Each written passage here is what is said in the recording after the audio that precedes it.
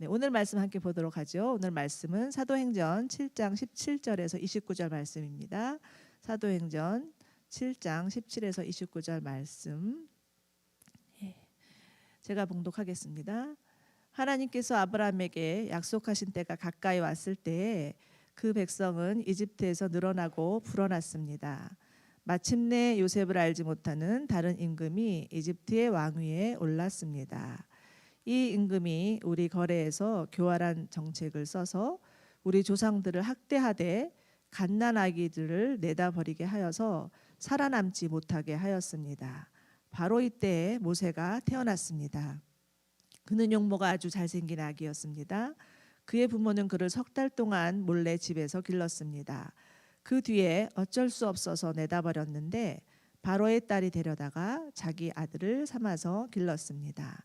모세는 이집트 사람의 모든 지혜를 배워서 그 하는 말과 하는 일에 능력이 있었습니다. 모세가 40살이 되었을 때에 그의 마음에 자기 동족인 이스라엘 사람의 사정을 살펴볼 생각이 났습니다. 어느 날 그는 자기 동족 한 사람이 억울한 일을 당하는 것을 보고 그의 편을 들어서 이집트 사람을 때려 죽여서 압박받는 사람의 원한을 풀어주었습니다. 그는 자기 동포가 하나님이 자기 손을 빌어서 그들을 구원하여 주신다는 것을 깨달을 것을 생각하였는데 그들은 깨닫지 못하였습니다. 이튿날 모세는 동족들끼리 서로 싸우는 자리에 나타나서 그들을 화해시키려고 하여 말하기를 이 사람들아 그대들은 한 형제가 아닌가? 그런데 어찌하여 해하는가 하였습니다. 그런데 동료에게 해를 입히던 사람이 모세를 떠밀고서 이렇게 말했습니다. 누가 너를 우리의 지도자와 재판관으로 세웠느냐? 어제는 이집트 사람을 죽이더니 오늘은 또 나를 그렇게 죽이려 하는가? 이 말을 듣고서 모세는 도망하여 미디안 땅에서 나그네가 되었습니다. 거기서 그는 아들 둘을 낳았습니다. 아멘. 지난주부터 오버커머 시리즈 설교가 시작되었죠. 오늘은 모세 나는 아무것도 아닙니다 라는 제목으로 율로 목사님 말씀 전해주시겠습니다. 할렐루야.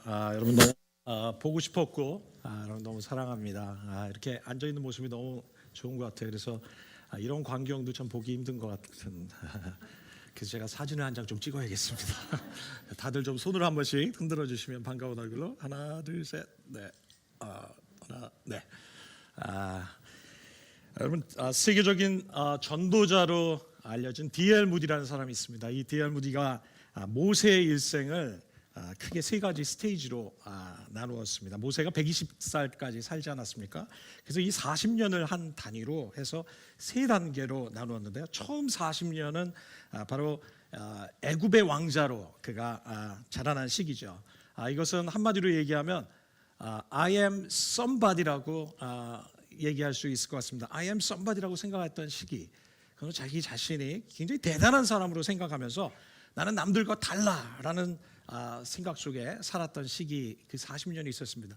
두 번째 중간에 40년은 바로 미디안 광야에서 참 이름 없는 목자로 살았던 시기입니다. 여러분 이 광야의 시간은 이 모세를 굉장히 한없이 낮추는 그런 시간이었는데요.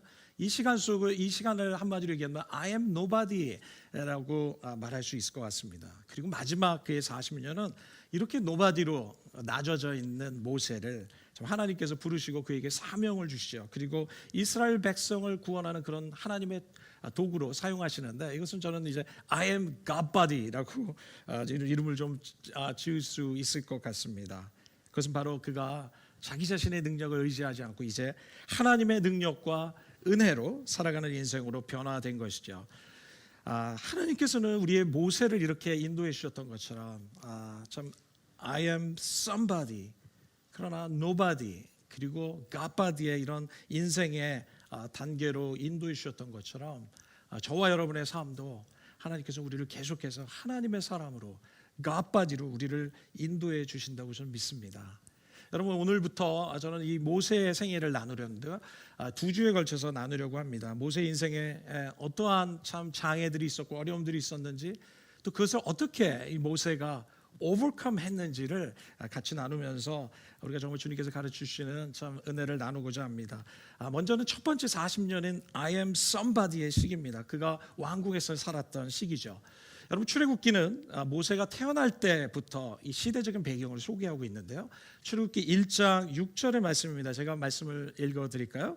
세월이 지나서 요셉과 그의 모든 형제와 그 시대 사람들은 다 죽었다. 그러나 이스라엘 자손은 자녀를 많이 낳고 번성해서 그 수가 불어나고 세력도 커졌으며 마침내 그 땅에 가득 퍼졌다. 요셉을 알지 못하는 새 왕이 일어나서 이집트를 다스리게 되었다.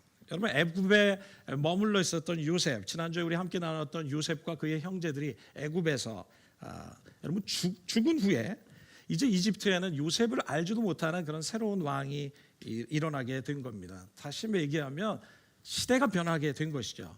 그런데 이 새롭게 일어난 새 왕은 히브리인들이 굉장히 번성하기 시작하니까 굉장히 염려하기 시작했습니다. 그러면서 태어나는 남자아이는 모두 죽이라는 명령을 내리게 되죠.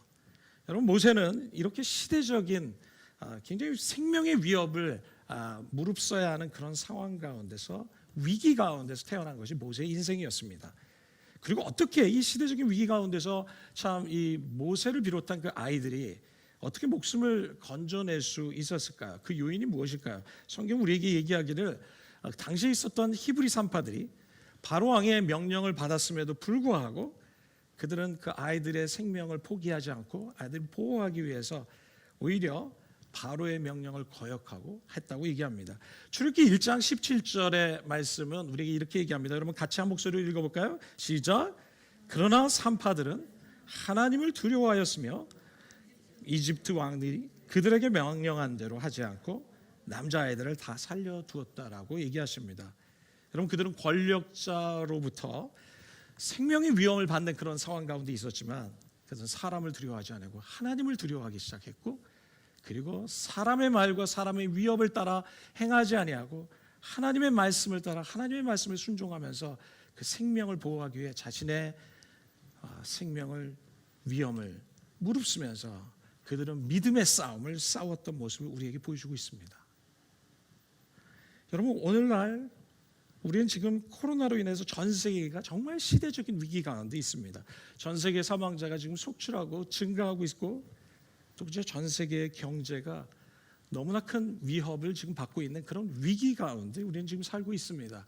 여러분, 우리가 잘 알려진 이 워런 버핏이라는 사람 너무나 잘 알죠. 이 사람의 스승의 이름이 찰리 멍거라는 사람인데, 최근 월스트리트저널과 같이 인터뷰를 하면서 지금의 시대적인 상황을 이렇게 표현했습니다. 한 번도 없던 최악의 태풍을 지나는 배의 선장과 같은 상황이다라고 그는 지금 이 상황을 이렇게 표현했습니다. 사실 최근 5주간에 있었던 사태로 여러분, 미국에는 2,650만 명이 가량이 일자리를 잃은 상황 가운데 있습니다. 여러분, 이 숫자는 미국의 노동력의 약 16%를 차지하는 수치이고요. 지난 10년간 창출된 미국의 일자리 수를 지난 한 달여 만에 다 모두 없어져 버리는 여러분 그런 상황과 다름이 없다고 말합니다. 이것은 과거의 대공황 시절에 있었던 그 실업률에 비하면 그보다 10%가 넘을 정도로 정말로 심각하고 위험한 상황에 처해 있는 것이 바로 우리의 상황입니다. 이미 한국의 경제도 여파를 받고 있지만 경제 전문가들은 이것은 시작에 불과할 것이라고 말하고 있는 그런 시대적인 위기 가운데 우리는 지금 처해 있습니다. 여러분, 이런 시대적인 위기의 상황들을 우리가 생각하고 들을 때 우리 안에 두려움이 들 수 있고 공포가 들 수 있고 염려가 될 수 있는 것은 사실입니다. 그렇지만 오늘 이 말씀을 통해서 모세와 그의 자녀들이 그 시대적인 위기 속에서 생명의 위험을 경험하고 있는 그 상황 가운데서도 하나님을 붙들고 하나님을 두려워하고 그들이 하나님의 말씀을 따라서 살려고 할 때 하나님께서 그들을 보호해 주셨고 그들은 그 위기를 넘어설 수 있었고 생명을 건질 수 있었던 사건은 우리에게 주님께서 우리를 보호하시고 이 어려운 때, 이 어려운 시간에도 우리가 주님을 붙들기 시작한다면 주님께서 이 모든 어려움의 시간들을 정말 무사히 통과할 수 있고 보호해 주실 거라는 약속을 우리에게 주시는 것 아니겠습니까? 여러분, 우리는 모두가, 우리뿐만이 아니라 전 세계에 있는 모든 사람들이 이 역경과 위험에 시대적인, 전세적인, 세계적인 위기 가운데 있지만, 그러나 주님께서는 우리가 주님을 붙듦으로 말미암아 이 역경도, 이 어려움도 오버컴 하기를 주님께서 원하시고 살아내기를 원하시고, 우리가 정신 차리고 깨어서 이 모든 시간들을 능히 이겨내기를 주님께서 원하신다고 저는 믿습니다. 여러분, 시편 91편 15절의 말씀은 우리에게 이것을 약속하고 계시지 않습니까? 그가 나를 부를 때 내가 응답하겠다. 그가 고난을 받을 때에도 내가 그와 함께 있겠다. 내가 그를 건져주고 그를 영화롭게 하겠다. 이것이 하나님의 약속입니다. 우리가 어려움을 경험할 때 각자의 어려움들은 여러 가지 모양으로 나올 수 있지만, 하나님을 부를 때, 그분을 향해 부르짖는 자들, 그가 고난을 받을 때에도 주님은 함께 하시고 응답하시고 그를 위험에서 건지시고 그를 영화롭게 하시겠다고 하신 주님의 약속을 우리는 신뢰해야 합니다. 하나님은 한 번도 약속을 어겨본 적이 없으신 분이십니다. 성경에 7,500개의 하나님의 약속이 하나도 성취되지 않은 것이 없었던 것을 우리는 성경을 볼 때마다 확신하고 있습니다. 그러기에 우리는 이 약속을 믿고 신뢰하고 그분의 말씀에 소망을 두고 살아갈 때 우리는 이 어려움의 시간들을 능히 이겨내고 오버컴해서 정말 주님이 원하시는 그런 놀라운 승리를 거둬낼 줄 믿습니다. 할렐루야. 출애굽기 2장 1절에서 5절까지의 말씀을 제가 읽어드리면요, 레위 가문의 한 남자가 레위 가문의 한 여자를 아내로 맞이하였다. 그 여자가 임신을 해서 아들을 낳았는데 그 아이가 하도 잘생겨서 남이 모르게 석 달 동안이나 길렀다. 제 얘기인 줄 알았더니 모세 얘기네요. 그러나 더 이상 숨길 수가 없어서 갈대상자를 구하여다가 역청과 송진을 바르고 아이를 거기에다 담아서 강가의 갈대사이에 놓았다. 그 아이의 누이가 멀찍이 서서 그 아이가 어떻게 되는지를 지켜보고 있었다. 마침 바로의 딸이 목욕을 하려고 강으로 내려왔다. 시녀들이 강가를 거닐고 있을 때 공주가 갈대 숲 속에 있는 상자를 보고 시녀 한 명을 보내서 그것을 가져오게 했다. 여러분, 모세의 부모는 정말 하나님의 축복으로 주신 자기 아들 모세를 보면서 이 아이를 정말 포기할 수가 없었습니다. 그래서 3개월 동안 그는 숨겼던 것이죠. 숨겨서 키우다가 더 이상 숨길 수가 없자 갈대 상자에 물이 새지 않게 역청과 송진을 바르고 나서 그 아이를 그 안에 눕히고 그 아이를 강으로 띄워보냅니다. 그런데 마침 이때 바로의 딸인 이집트의 공주가 목욕하고 강으로 나왔다가 이 아이를 발견하게 되는 것이죠. 여러분, 유대인의 역사가 요세푸스의 기록에 의하면, 여러분, 당시 바로 왕은 딸 하나가 있었는데 이 딸의 공주가 자식이 없었습니다. 그래서 그 당시 애굽 사람들은 이 나일강을 어떻게 믿고 있었냐면 생산의 신이라고 믿고 있었고, 이 나일강을 하나의 생산의 신으로 섬기고 있었던 상황입니다. 그래서 이 나일강에서 목욕을 하면 여러분 아이를 가질 수 있다는 믿음이 있었습니다. 그래서 이 공주는 어느 날 나일강에 목욕을 하러 간 것이죠. 그런데 목욕을 하고 있는데 마침 저쪽에서 흐르는 물에 떠내려오는 갈대 상자가 있는 겁니다. 그리고 그 안에 보니 아이가 누워 있었고 울고 있는 것입니다. 이 공주는 이 아이를 보면서, 이 모세인 이 아이를 보면서 그가 생각하기는 무엇이라고 생각했겠습니까? 이것은 하나님이 내려준, 신이 내려준 선물이구나 라고 생각하면서 그는 너무나 기뻐했겠죠. 그리고 그를 양자로 삼고 아들로 삼아서 그에게 정말 이집트의 공주니까 이 왕궁에서 최고의 교육을 시켰을 것이 분명합니다. 여러분, 그래서 이 사도행전 7장 22절의 말씀에는 이렇게 기록하고 있습니다. 애굽 사람의 학술을 다 배워서 그 말과 행사가 능하더라. 이것은 누구에 관한 얘기입니까? 모세입니까? 모세가 이 왕궁에서, 당시 이집트 왕궁에서 어떠한 교육을 받았는지를 얘기합니다. 애굽 사람의 학술을 다 배워서 그의 말과 행사가 다 능했다고 말씀하고 계십니다. 구체적으로 모세가 어떤 교육을 받았는지 성경은 기록하지 않습니다. 그렇지만 여러분, 모세의 생애를 기록한 필로의 책을 보게 되면 모세는 당시에 수학을 배웠고 기하학을 배웠고 음악을 배웠고 상형 문자를 배웠고, 그뿐만 아니라 애굽 비롯한 주변 국가인 그리스와 아시리아의 지혜 문학을 배울 정도로 그는 많은 최고의 교육을 받았던 것이죠. 이집트의 왕자로서 그는 모든 분야에 정말 여러분 최고의 교육을 받는 것이 너무나 당연하듯이, 여러분 모든 사람들은 시간이 지나면 이 애굽의 왕자 모세가 이 이집트의 왕이 될 것이라는 것은 누구나 다 알고 있었던 사실이었습니다. 여러분, 그런데 당시 이런 놀라운 부귀와 권세를, 모든 교육을 다 받았던 이 이집트의 왕자가, 곧 왕이 될 수 있는 이 모세가 정말 이해할 수 없는 일을 한 것입니다. 그래서 히브리서 11장 24절부터 26절의 말씀입니다. 제가 읽겠습니다.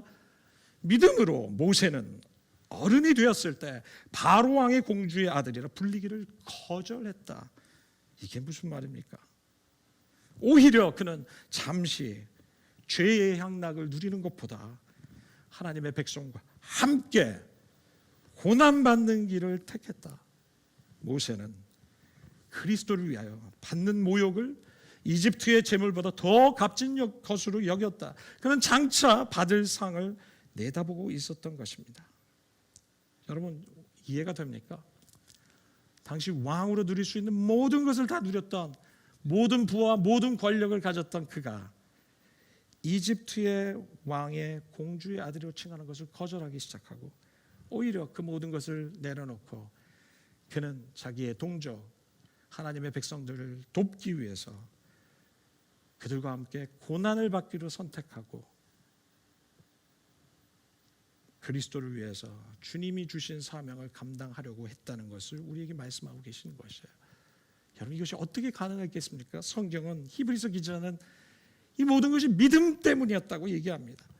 믿음 때문에 모세는 이런 결정을 내렸다고 얘기하는 것이, 자기 자신의 민족의 고통을 돌아보고 있었고, 믿음 때문에 그는 자기 혼자 안락함을 누리고 편안함을 누리고 모든 권세와 부귀와 최고의 장소에서 모든 것을 누리는 그의 삶에 안주하지 않고, 그는 이 모든 것보다 하나님이 자기에게 불러주신 그 부르심, 자기 백성을 구해야 되고 고통 가운데 있는 이스라엘 백성들을 건지기 위해서 그는 이 모든 것을 버려두고 떠났다는 것입니다. 이것은 그가 믿음으로 한 행위였던 것을 우리에게 말씀해주고 있는 것이죠. 여러분, 도대체 어떻게 이런 일이 일어날 수 있었습니까? 어떻게 모세가 이집트의 왕궁에 살면서 이런 결정, 이런 믿음을 소유할 수 있었습니까? 그것은 그의 믿음의 배후에는 누가 있었냐면 그의 어머니, 그를 낳아준 어머니가 있었습니다. 나중에 그의 어머니가, 모세가 왕궁의 왕자가 되었을 때 그의 어머니가 유모로 가서 바로 모세에게 젖을 먹이면서 키울 수 있었던 것이죠.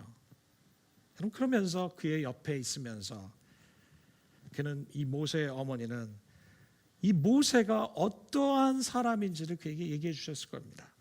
그러면서 그가 누구인지를 분명하게 가르치면서 너는 히브리인이란다. 너를 만드신 분은 하나님이시란다. 하나님은 너희를 향해서 계획을 가지고 계시고 너를 통해서 하실 일이 있다는 것을 가르치고, 그 모세에게 바로 하나님이 누구신지, 또 그의 백성 이스라엘을 어떻게 섬겨야 할지 그에게 비전을 심어주고 믿음을 심어주고 사명을 심어주는 역할을 그의 어머니가 분명히 그 역할을 했을 것이라는 것입니다. 그것 때문에 모세는 이렇게 하나님 앞에서 분명한 믿음을 가질 수 있었다는 것입니다. 그는 그 푼 부귀와 영화를 누리면서도 이 모든 것을 거절하고 하나님이 자기에게 불러주신 그 부르심과 자기가 살아야 할 그 사명을 위해서 그는 이 모든 것을 내려놓고 하나님의 백성과 함께 고난의 길까지도 선택할 수 있었던 그런 놀라운 선택을 할 수 있었던 것이죠. 여러분, 우리 한국 사회 위기 가운데 또 하나는 다음 세대의 위기입니다. 다음 세대 어린이들 그리고 청소년, 여러분 청년들의 영적인 위기가 여러분 굉장히 갈수록 심각해지고 있습니다. 청년들의 복음화율은 갈수록 낮아지고 있고요. 대학 캠퍼스에서 여러분 대학생 선교 단체가 되지 않을 정도로 어려움을 경험할 뿐만 아니라 우리의 청소년들은 너무나 많은 세상의 유혹과 타락의 유혹에 노출돼서 최근에도 N번방이라는 것이 터지면서 우리를 정말 이 어린 아이들이 이렇게 영향을 받을 정도의 사회 속에 우리는 살고 있으면서 굉장히 큰 위기를 느낍니다. 여러분, 코로나의 위기도 심각한 위기이지만 그러나 더 심각한 위기는 영적인 위기입니다.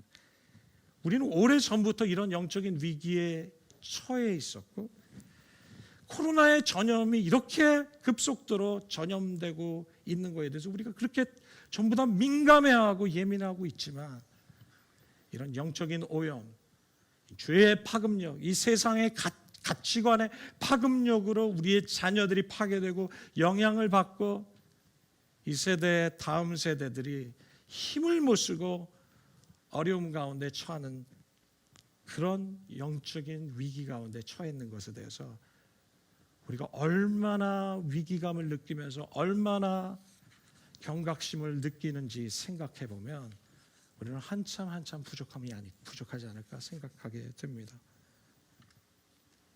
저는 모세의 생애를 보면서 부모의 역할이 얼마나 소중한지를 보면서 참 부모의 한 사람으로 다시 한번 절감하게 되는 것 같습니다. 이 위기의 시대에 위대한 하나님의 사람을 만들어낸 결정적인 역할을 하는 사람이 바로 부모였다는 거예요. 이것이 바로 부모의 위대한 사명이고 우리에게 맡겨주신 자녀들을 향한 하나님의 미션이라고 저는 생각합니다. 여러분, 5월은 가정의 달이죠. 여러분, 다음 주는 우리가 어린이 주일이고 그 다음 주는 어버이 주일입니다. 사랑하는 형제자매 여러분, 어떻게 보면 오늘 어린이 주일 메시지를 하는 것 같습니다. 이 위기의 시대 믿음의 자녀들이 정말 배출될 수 있도록 저 우리 모두가 그런 위대한 부모들이 되어주시기를, 이걸 위해서 사명감을 가지고 헌신해 주시기를 여러분 주의 이름으로 축원합니다. 우리 모두는 이를 위해서 기도해야 될 것입니다. 여러분, 늦은 것은 없다입니다. 아직도 늦지 않았습니다. 우리가 다시 한번 포기하지 아니하고 붙들기 시작한다면 저는 동시에 참 이 시대의 다음 세대와 청년들이 정말 예수님을 알아가고 성장해 나가고 하나님의 목적과 뜻을 따라서 살도록 하기 위해서 정말 자신을 넘어선 하나님 나라를 위해서 헌신하며 살아갈 비전의 사람들이 참 될 수 있도록 우리 모두가, 우리 교회가 기도하며 힘써야 할 거라고 생각합니다. 저는 이 위기 시간에 교회가 앞으로 해야 될, 집중해야 될 많은 일들 가운데 정말 우리가 놓치지 말아야 할 것은 바로 사람을 키워내는 일이라고 생각합니다. 하나님의 사람들을 키워내는 일, 바로 예수님의 제자들을 키워내는 일. 월십 프론트에 5대 비전이 있습니다. 5가지 비전 가운데 하나는 바로 예수님의 제자를 만들어내는 제자 공동체의 비전을 가지고 있습니다. 우리는 단순히 그냥 예배드리고 흩어지고 그냥 우리끼리 좋아서 살아가는 것이 아니라 우리 멤버들의 하나님이 보내신 여러분 한 사람 한 사람이 주님의 제자가 되기를, 철치맨을 얘기하는 것이 아니라 주님의 제자가 돼서 위기 가운데 있는 세상에 빛을 전하고 위기 가운데 있는 세상을 건질 수 있는 하나님의 지도력 있는 하나님의 사람들을 키워내는 교회가 될 수 있기를 바랍니다. 여러분, 이것은 단순히 우리의 비전이 아닙니다. 이것은 예수님의 비전입니다.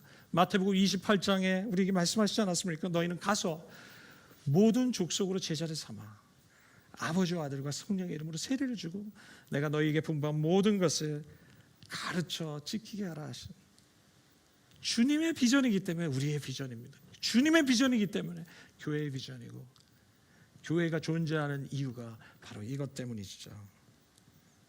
여러분, 그래서 우리 공동체가 정말 올바른 진리를 가르치고, 그리고 하나님의 말씀으로 한 사람 한 사람을 양육해 나가고, 하나님의 비전을 심어주고, 세상을 구원하고 세상을 이끌 수 있는 리더들을 양성해내는 그런 제자 공동체가 우리는 반드시 될 것입니다. 여러분, 이런 비전을 따라서 우리 월십 프론티어 가족들이, 식구들 한 사람 한 사람이, 멤버 한 사람 한 사람들이 더욱더 하나님의 말씀을 배우는 일에 열정을 가져야 합니다. 하나님의 말씀에 열정을 갖고 하나님을 더욱더 사랑하기 힘쓰며 우리의 모든 삶의 영역에서 주님의 자녀로, 제자로 자라나기를 소원하는, 성장해 나가고 자라가서 이 사명을 감당할 수 있는 주님의 종들이 되기를 원하십니다. 그래서 우리 가운데 그냥 배우고 끝나는 것이 아니라, 배울 뿐만 아니라 가르칠 수 있는 교사들이 나와야 되고요, 사람들을 이끌고 함께 동행하고 동반자가 돼서 그리스도께 인도할 수 있는 주님의 사람들이 우리 한 사람 한 사람이 되어야 되고, 이를 위해서 여러분들이 헌신해 주시기를 주님의 이름으로 축원합니다. 우리가 그렇게 될 때 하나님이 우리에게 주신 이 비전을 통해서 주님을 알지 못하는 주님의 영혼들을 인도하는 그런 교회로 하나님께서 사용해 주실 거라고 믿습니다. 이를 통해서 우리는 지금의 앞으로의 위기들을 오버컴하는 그런 교회로 준비되기를 주님의 이름으로 정말 기도하고 소망합니다. 제가 이렇게 보니까 여러분, 마스크를 쓰면서 산소 부족인 것 같습니다. 잠시 이렇게 좀 마스크를 깨서 좀 호흡을, 산소를 조금 더 여러분들이 하시면, 대부분 이렇게 눈을 슬며시 감으면서 주님의 세계로 들어가시는 분들이 계시는데, 우리 옆에 분들을 보면서 Are you okay? 한 번씩 하시겠어요? 보세요. 네, 한 번씩 이렇게 쳐다보시겠어요? 네. 너무 가까우면 우리 잠깐씩 이렇게 바람을. 두 번째는 모세의 시기는 바로 I am nobody의 시간입니다. 두 번째 40년이죠. I am nobody. 그러면 이때는 광야의 시기입니다. 모세가 광야에 있었던 시기, 그것은 사도행전 7장 23절의 말씀을 나오죠. 모세가 40살이 되었는데, 여러분, 그의 마음에 자기 종족인 이스라엘 사람의 사정을 살펴볼 생각이 났습니다. 어느 날 그는 자기 동족 한 사람이 억울한 일을 당하는 걸 보고 그 편을 들어서 이집트 사람을 때려 죽여서 압박받는 사람의 원한을 풀어주었습니다. 25절이죠. 그는 자기 동포가 하나님의 자기 손을 빌어서 그들을 구원하여 주신다는 것을 깨달은 것으로 생각했는데 그들은 깨닫지 못했습니다. 여러분, 강제 노동 가운데 신음하고 있던 자기 동족들 너무 고생하니까 참 그 안에 참 안타까움이 있었는데, 어느 날 이집트 사람이 그 동족을 괴롭히는 것을 보고 의분을 품었던 모세가, 그가 나이가 40대가 되면서 그가 이집트인을 여러분 죽이는 사건이 일어난 것이죠. 그는 그 안에 어떤 생각이 있으면, 내가 히브리인이면서 이런 왕궁에서 이런 교육과 이런 풍족한 모든 것을 가졌다는 것은 하나님이 내 백성을 구원하라고, 내 백성을 도와주라고 나에게 주신 너무 큰 축복이라고 생각한 것입니다.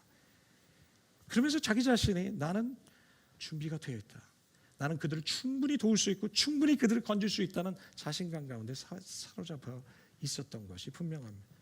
그래서 그는 생각하기를, 스스로 생각해서 I am somebody, 나는 남들과 달라, 나는 할 수 있어라는 생각에 가득 찬 그 순간, 그 판단은 한순간에 무너지고 말았죠.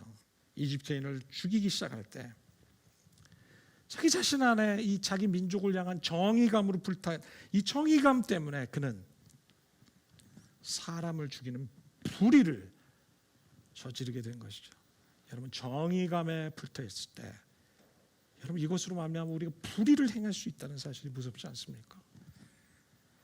여러분, 이것은 하나님의 뜻도 아니었고, 그리고 하나님의 방법도 아니었고, 하나님의 때도 아니었다고 얘기합니다. 모세는 그야말로 자기 확신 속에 사로잡혀서 살았고, 자기 힘으로 하나님의 일을 하려고 했던 것이 분명합니다. 그렇기 때문에 그는 25절의 말씀처럼 자기 동포가 하나님이 자기 손을 빌어서 그들을 구원하여 주신다는 것을 깨달을 것으로 생각했다고 얘기합니다.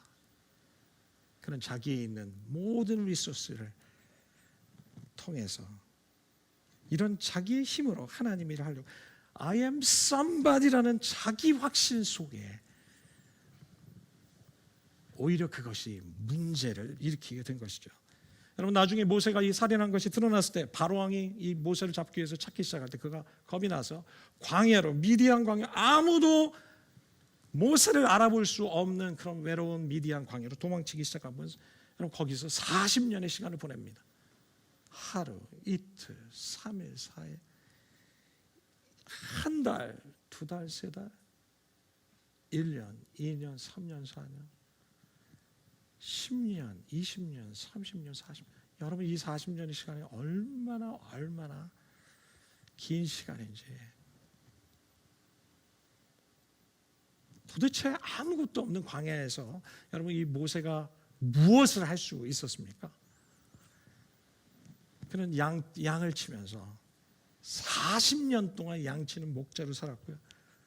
정말 이러한 삶은 그가 왕궁에서 받았던 그런 화려한 교육을 받았던 이 왕자의 삶, 그의 백그라운드와 그의 성장 배경과 너무나 어울리지 않는 너무나 다른 삶 속에서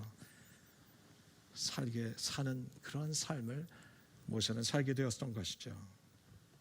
그 안에 자기 백성을 구하겠다는 그런 비전도 야망도 이제 점점 사그라들고 그야말로 한 노인에 불과한 시골 노인처럼 그냥 살고 있었던 것입니다. 1년, 2년, 몇 년까지는 그래도 그 안에 여전히 그 비전과 소망과 야망이 있었을지 모르지만 여러분 10년, 20년째 된다면 아마도 그 안에는 어떠한 비전도 그의 눈빛을 통해서 아마 찾아볼 수 없었을 것이라고 저는 생각합니다. 여러분 그의 광야에서의 삶 여러분 그렇지만 그가 광야에 있을 때 하나님은 그의 삶을 완전히 바꿔놓으셨다는 겁니다. 그는 광야에서 그의 삶이 완전히 변화가 일어나기 시작했습니다. 이 광야에 지나는 동안 자기 자신 안에 있었던 야망도 서서히 사라지기 시작했고요. 시간이 지나면서 자신의 생각과 자신의 힘으로 이루려고 했던 것을 자기가 보기 시작하고 깨닫기 시작했고 나는 그것이 하나님의 때라고 생각했지만 이것은 나의 때였구나 하는 것을 그가 몇 년이 지나면서 보기 시작하고 깨달았을 것이에요. 그리고 자기의 야망과 하나님의 소명을 분별하기 시작하고 자기가 분별할 수 없었던 시간들이었던 것을 그때서 비로소 광야에 있는 동안 보기 시작한 것이죠. 여러분 광야가 어떤 곳인 줄 아십니까? 광야는 나를 보게 하는 곳입니다.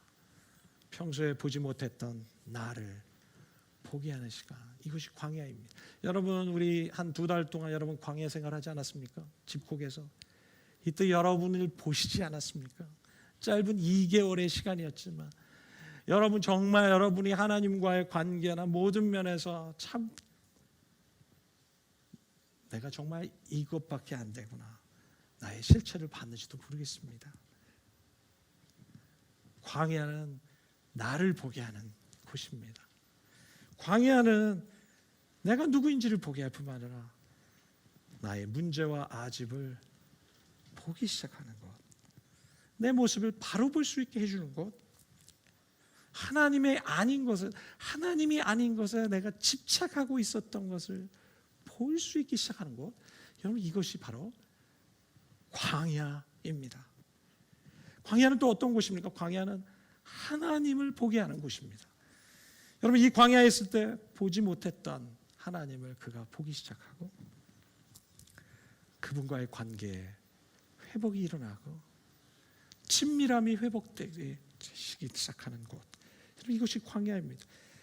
광야에서 하나님과 나 사이에 있었던 그런 우상이 무엇인지를 보게 하는 것, 그래서 하나님과 더 친밀하고 더 가까워지기 시작하는 그 시간이 바로 광야 시간인 것이죠. 여러분 또 광야는 어떤 곳인 줄 아십니까? 광야는 변화와 훈련의 장소입니다. 이 광야에서 성품이 변화됩니다. 이 광야에서 인격이 형성되고 이 광야에서 우리는 참된 영성을 다시 세워가는 시간이 이 광야의 시간입니다. 여러분, 편안한 곳에서는 우리 안에 정말 성품의 변화보다 우리 안에 정말 중요한 예수님을 닮아가는 것보다 이 일에 바쁘고 바쁜 일에 쫓기다 보면서 우리 정말 중요한 것을 놓쳐버릴 때가 많지. 그렇지만 광야는 우리를 변화시키고 이 가운데 이 광야의 시간을 통해서 우리로 하여금 하나님의 성품을 닮아게 하는 정말 좋은 훈련 학교라는 것이 바로 이 광야라는 것입니다.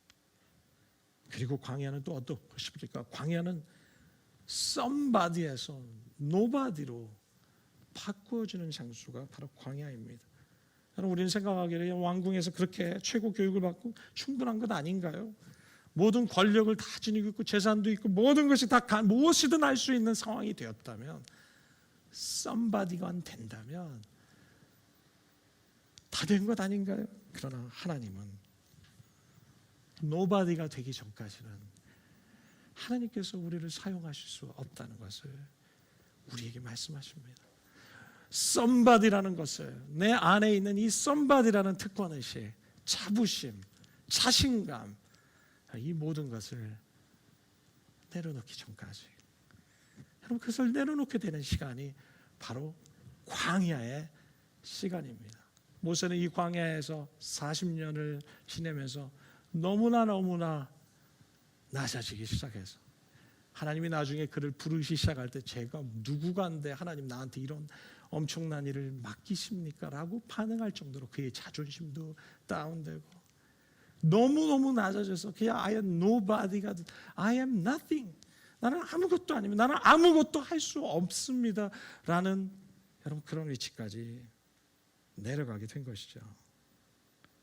그럼 하나님께서는 이 40년의 시간 동안 이 광야에서 모세를 slowly 바꿔가시기 시작했습니다. 천천히 모세를 변화시켜 가셨던 것이죠. 우리는 참 이 모세가 이렇게 광야에서 40년의 시간이 꼭 이렇게 오랫동안 필요했을까? 그냥 우리도 그렇지 않습니까? 어떤 경우에는 광야의 시간들을 경험할 때 왜 이렇게 끝나지 않지? 왜 이렇게 오래 가지? 하는 생각 들지 않습니까? 좀 속성 코스 없을까? 그냥 뭐 여유 잡고 1, 2년에 끝날 수 있는 속성 코스, 빨리 끝낼 수 있는 코스. 여러분, 음식을 만드는 기계도 빨리 만드는 기계도 있지만, 여러분, 천천히 만드는 기계도 있죠. 슬로우 쿠커라는 겁니다.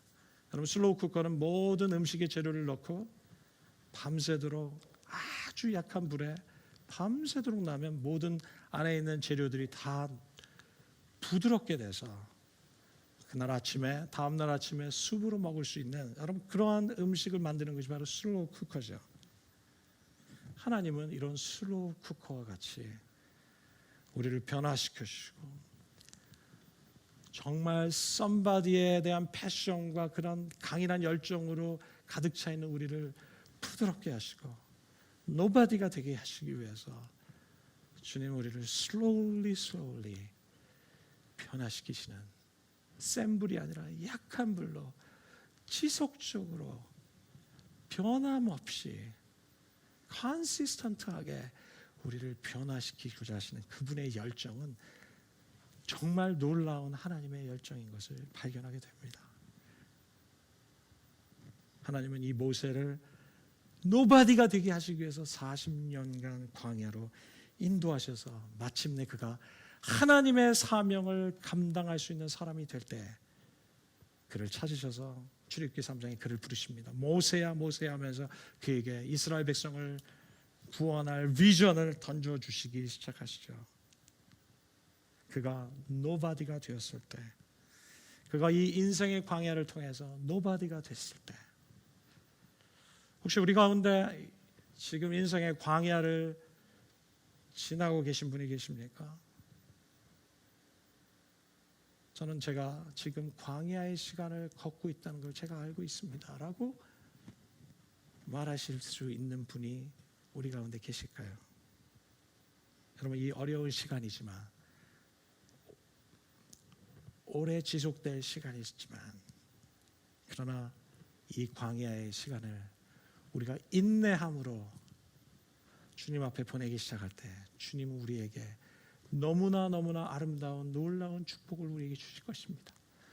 우리의 성품을 변화시키시고 우리를 주님 닮게 하실 뿐만 아니라 이 광야의 시간을 통해서 우리를 노바디가 되게 하셔서 하나님 없이는 살 수 없습니다. 주님의 능력이 없이는 아무것도 할 수 없습니다.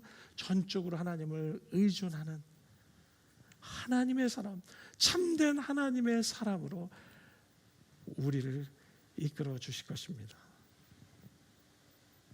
이것이 우리가 광야에 있지만 낙심할 이유가 아닌 오히려 소망하고 광야에 있지만 우리가 기대하고 이 어려움의 시간들을 견딜 수 있는 놀라운 소망을 얻게 되는 것이죠. 그래서 마침내 모세가 고백했던 것처럼 I'm not somebody, but I am nobody 라고 그런 놀라운 고백을 우리가 고백할 때 하나님 우리를 Godbody가 되게 하셔서 하나님의 사람으로 하나님이 원하시는 그런 놀라운 하나님이 우리를 통해서 이루시고자 하시고 우리를 향한 목적과 계획을 이루어 가시는 놀라운 도구로 저와 여러분을 사용해 주실 거로 믿습니다. 여러분 믿으십니까? 믿으십니까? 이제 말씀을 맺겠습니다. 저는 모세의 삶을 묵상하면서 마음속에 예수님을 떠오르게 됩니다. 예수님은 본래 하나님이셨지 않습니까? 하나님이셨던 그분이 하늘의 영광의 보좌를 버리고 하늘 영광을 버리시고 이 땅에 베이비로 태어나셨죠. 근데 예수님께서 베들레헴에서 태어나실 때 당시 헤롯 왕은 2살 이하의 어린 아이들을 다 죽이라고 명령했습니다. 왜냐하면 메시아가 올 것을 그가 들었기 때문이죠. 예수님도 모세처럼 태어나실 때 죽음의 위협을 무릅쓴 그런 상황, 그런 시대적인 위기 속에서 예수님은 탄생하셨습니다. 여러분 모세가 자신의 영광과 편안함을 위해 살지 않고 하나님의 목적과 뜻을 따라 고난을 선택했던 것처럼 예수님 역시 내 원대로 마시고 아버지의 뜻대로 하십시오.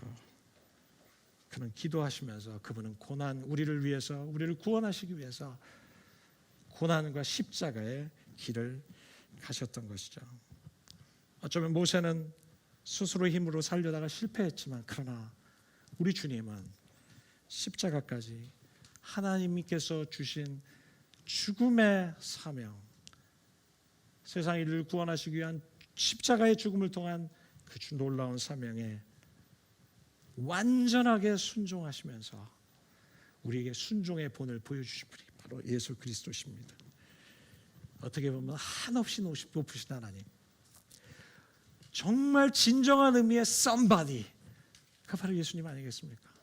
그러나 그 놀라운 somebody이신 예수님께서는 저와 여러분을 구원하시기 위해서 그분은 하늘의 영광을 버리시고 이 땅에 낮아지셔서 그의 모든 하늘 영광을 버리시고 종이 되셔서 낮고 천한 몸을 입으시고 이 땅에 태어나셔서 노바디가 되어주신 것이죠. 정말 놀라우신 하나님께서 노바디가 되어주심을 통해서 우리에게 참된 사랑이 무엇이었는지를 우리에게 보여주셨죠. 그리고 그렇지만 3일 후에 그분께서는 다시 부활하셔서 더 이상 노바디가 아닌 하나님의 영광된 광채 신분과 몸을 입으시고 부활의 몸을 입으신 갓바지가 되셔서 오늘도 우리와 함께 하시고 주님의 영광스러운 하나님으로 정말 새롭게 부활하신 분으로 우리와 함께 하시는 줄 전 믿습니다. 오늘 주님께서 우리에게 말씀하십니다. 썸바디가 되려 하지 말고 내 안에 있는 썸바디를 버리라고 말씀하십니다.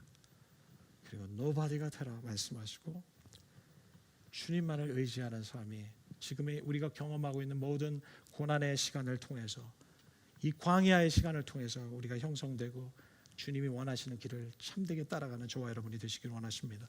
한 알의 밀알이 땅에 떨어져 죽지 아니하면 많은 열매를 맺을 수 없다고 주님 말씀하시죠. 우리가 노바디를 선택할 때 주님은 참된 썸바디로 우리를 사용하시라고 믿습니다. 함께 기도하겠습니다. 사랑하는 주님, 주 예수님, 우리 한 사람 한 사람이 주님이 걸으셨던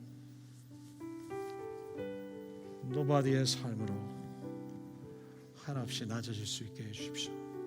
이 세상은 우리에게 이때껏 썸바디가 되어야 한다고 우리에게 수없이 말했습니다. 썸바디가 되지 않으면 우리 인생은 무의미하다고 말했고, 썸바디가 돼서 우리 자신을 증명하지 않는다면 내 인생은 가치가 없고 사랑받을 가치 없는 존재라고 우리를 계속해서 이 거짓 메시지를 우리에게 주었습니다. 그러나 주님은 내가 너를 완전히 사랑하고 이제 더 이상 너에 있는 것이 아닌 나의 것으로 살아가는 주님의 종들이 되기를 원하신다고 말씀하셨습니다. 사랑하는 주님, 주님이 없으면 살아갈 수 없는 저희들이 되게 해주십시오. 하나님의 나라를 위해서 준비시켜주는 저희들이 되게 해주시옵소서. 감사하며 예수 그리스도의 이름으로 기도드립니다. 우리 함께 일어나서 우리 함께 찬양하실까요? 전능하신 나의 주 하나님을 함께 찬양하시겠습니다. 전능하신 나의 주 하나님을 능치 못하시는 전혀 없네. 불가능한 간구도 우리의 모든 생각도 우리의 모든 꿈과 모든 소망도 신실하신 나의 주 하나님을 우리의 모든 괴로움 바꿀 수 있네. 모든 괴로움 바꿀 수 있네.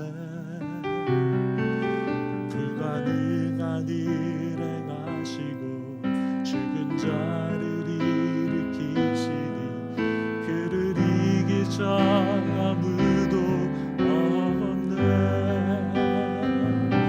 주의 말씀 의지하여 깊은 곳에 그늘 던져 오늘 그가 놀라운 일을 이루시는 거라. 주의 말씀 의지하여 믿음으로 그늘 던져 믿는 자에게 능치 못함 없네. 주의 말씀 의지하여 주의 말씀 의지하여 믿음으로 그를 던져 오늘 그가 놀라운 일을 이루시는 거라. 주의 말씀 의지하여 믿음으로 그를 던져 믿는 자에게 능치 못함 없네.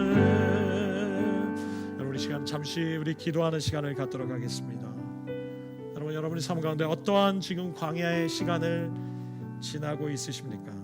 이 광야의 시간을 통해서 주님은 나 자신을 보기를 원하십니다. 하나님을 만나는 시간이 되기를 원하십니다. 변화와 훈련의 시간이 되기 원하시고 우리를 썸바디에서 노바디로 되게 하셔서 하나님이 원하시는 갓바디로 사용해 주시기 원하십니다. 여러분, 이 시간은 하나님이 우리에게 축복의 시간으로 사용하시고 주실 수 있는 시간입니다. 여러분, 이 시간에 이 어려움의 시간들을 각자의 어려움의 시간들 속에 하나님 앞에 기도하시는 시간이 됐으면 좋겠습니다. 하나님, 이 시간에 주님이 이 광야에 나를 인도하신 그 목적을 이루어 주십시오. 내 자신을 볼 수 있게 해주십시오. 하나님 만날 수 있게 해주십시오. 변화를 경험할 수 있게 해주십시오. 훈련을 경험할 수 있게 해주십시오. 노바디로서의 삶이 시작될 수 있게 해주십시오. 여러분, 이 시간에 함께 통성으로 기도하겠습니다. 살아계신 하나님 감사합니다. 주 말씀 의지하여 깊은 곳에 그물 던져 오늘 그가 놀라운 일을 이루시는 것보다 주의 말씀 의지하여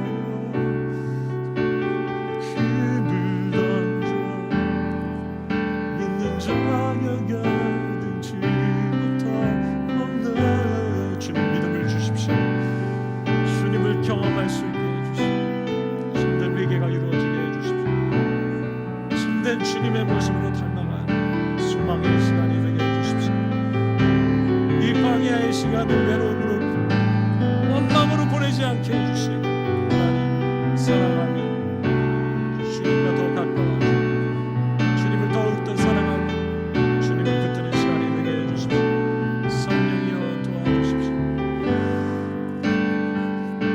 주의 말씀 의지하여 깊은 곳에 금을 던져 오늘 그가 놀라운 일을 이루시는 것 보라. 주의 말씀 의지하여 믿음으로 금을 던져 믿는 자에게 등치 못하네. 여러분 이 시간 다시 한번 기도할 때 여러분 이 광야의 시간을 지나는 동안 이 인생의 위기의 시간을 지나는 동안 하나님 외롭지 않게 해주시고 주님을 붙들 수 있게 해주십시오.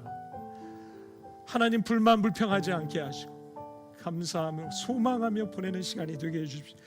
두려움과 염려로 보내지 아니하고 믿음으로 소망하며 신뢰하며 주님 앞에 더 나아가는 시간이 되게 해주십시오. 여러분 안에 코로나의 위기로 자녀의 문제로 경제적인 문제 수많은 문제로 어려움이 있다면 하나님 모든 산파들이 주님을 경외함으로 이 위기를 넘겼듯이 이 경제적인 어려움의 시간들 이 고난의 시간들을 주님의 은혜와 사랑으로 오버컴 할 수 있게 도와주십시오. 성령님 두려움이 떠나가게 하시고 믿음 주십시오. 성령으로 믿음과 담대함을 주십시오. 함께 이 시간 기도하겠습니다. 살아계신 하나님 우리 인생의 위기 가운데 하나님 모든 두려움이 떠나가고 주님을 붙드는 저희들이 되게 해주십시오. 두려움이 떠나가게 해주십시오. 어둠이 떠나가게 해주십시오. 불안이 떠나가게 해주십시오. 염려가 떠나가게 하나님 믿음을 부어주십시오. 믿음이 없는 하나님을 볼 수 없다고 말씀. 하나님 믿음은 하나님 살아계신 하나님 그분을 볼 수 있는 저희들이 될 수 있다. 아버지의 믿음이 없으면 하나님을 기쁘시게 할 수 없다고 믿음 주십시오. 하나님을 경외할 수 있게 해주십시오.